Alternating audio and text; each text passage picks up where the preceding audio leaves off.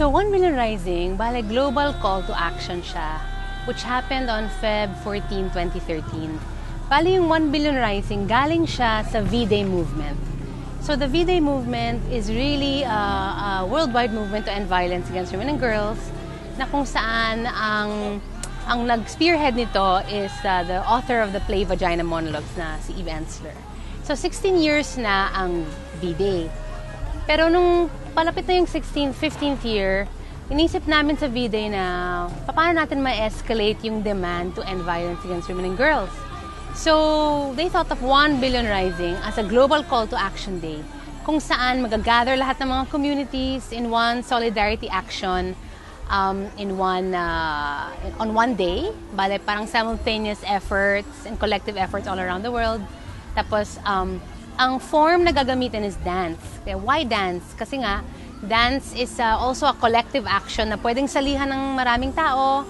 Tapos, isa rin siyang parang protest and celebratory action. Kasi pag nagagahasa or na-violate ang isang babae, it's really her body that becomes the prison, tsaka yung cage niya. So, dancing is a way of also empowering the women, breaking free from that violence, but also gathering people in a collective energy. So, ang nakita natin sa Feb 14, 2013 is 207 countries ang bumangon, nag-rise. Iba-ibang anyo yung mga risings nila, pero lahat sumayaw. And then after nung Feb 14, 2013, nag-gather kami ng mga global coordinators. Tapos nag-isip kami na ano na yung escalated action pa from 2013. At talaga yung healing talaga ng lahat ng mga coordinators around the world and organizers is to escalate na the demand to justice.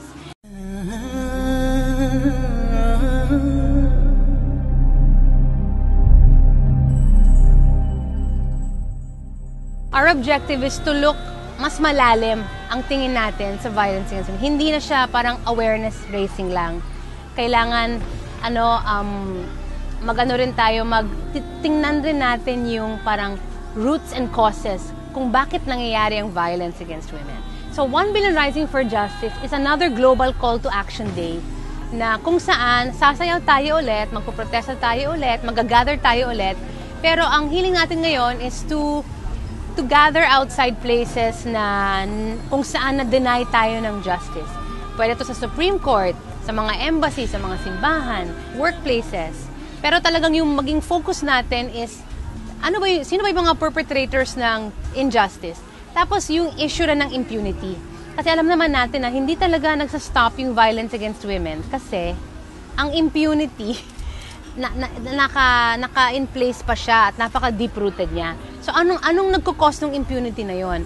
Na kailangan din nating parang i-explore, tsaka kailangan din nating i-reveal at i-expose as part of our campaign.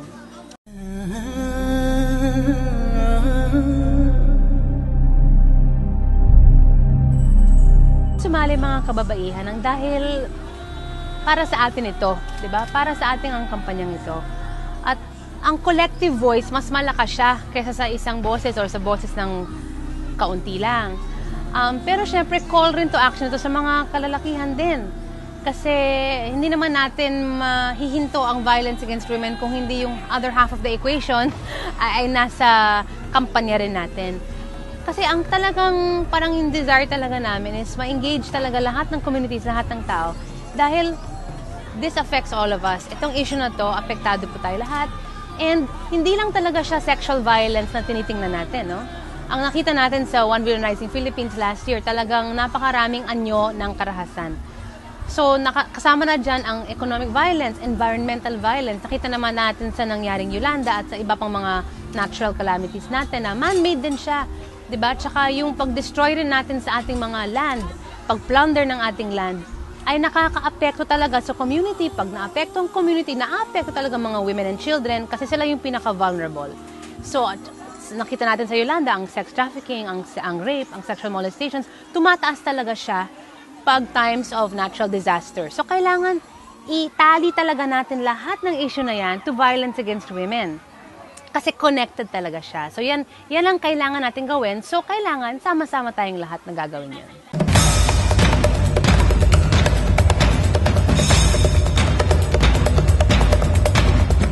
like to invite all of you to 1 Billion Rising for Justice dito sa Davao City, but all around the Philippines on Feb 14, 2014. Ito po isang global call to action day to end violence against women and girls. Bale, maraming 207 countries ang magra-rise ulit at babangon. At ang aming call to action is sumali po kayo dahil ang issue ng violence against women ay issue po nating lahat. Whether babae tayo o lalaki po tayo. So kailangan sumali po tayo para malend ang ating voice sa paghinto na sa lahat ng anyo ng karahasan sa ating mga kababaihan. So see you there, Feb 14, 2014, 1 Billion Rising for Justice.